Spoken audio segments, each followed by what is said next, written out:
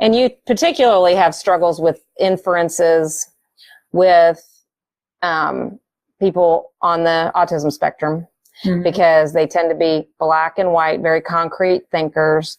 And so if it doesn't say it, it's not a thing, right? And so they can see that, you can see that in the way that they have a hard time understanding social cues, but you can also see it in the reading. So, and also, sometimes ADHD, you might have trouble with it as well.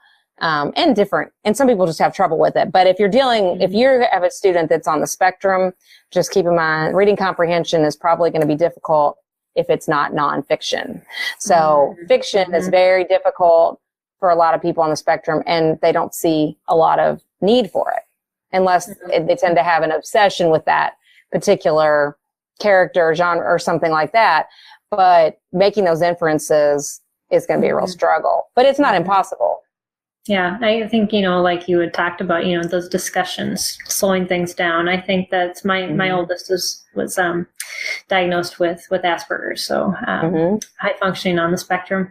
And, yes, he saw just the black and white of it. But when you started asking him questions and he started thinking about it, he could answer them, but you did have to prompt to get them to that place. And, he'd listen to those stories over and over again. And I think, that repetition that we were talking about is oftentimes when you allow your child to do that's where they pick up the details, is when they repeat and they find themselves comfortable.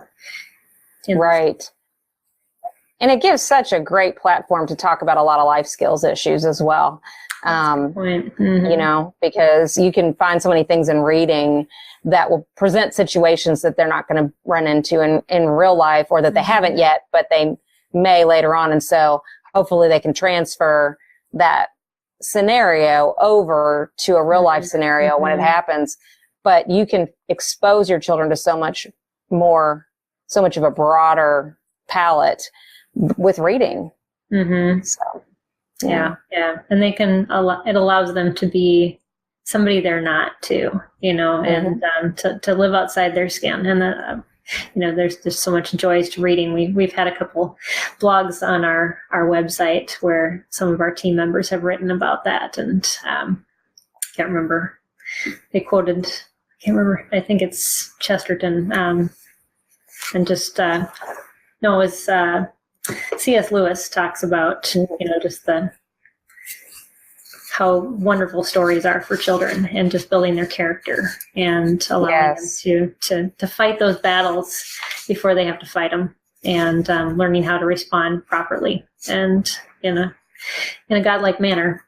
And exactly. Through those choices that they have to make, like you said.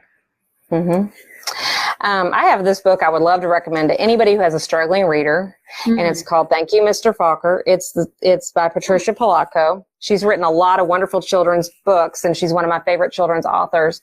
But it's basically her story. She had dyslexia or has dyslexia, but she has a whole series of books about how teachers kind of impacted her and changed her life. But she grew up to be an author and illustrator. And so, that can be a great inspiration. And, line. And it has this story read aloud. And you can see the book, you can see the book on there, but also it's read aloud. And there's all kinds of read aloud books on there.